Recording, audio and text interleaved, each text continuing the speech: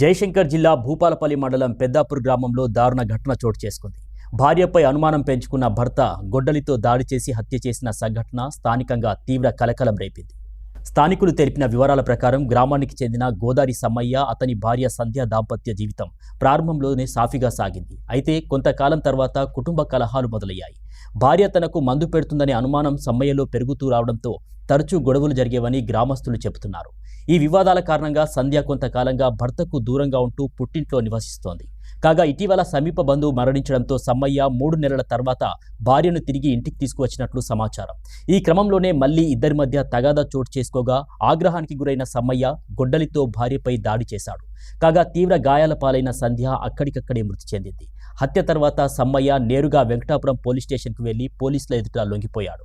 సమాచారం అందుకున్న పోలీసులు ఘటనా స్థలానికి చేరుకొని మృతదేహాన్ని పరిశీలించారు. అనంతరం పోస్టుమార్టం నిమిత్తం ఆసుపత్రికి తరలించారు.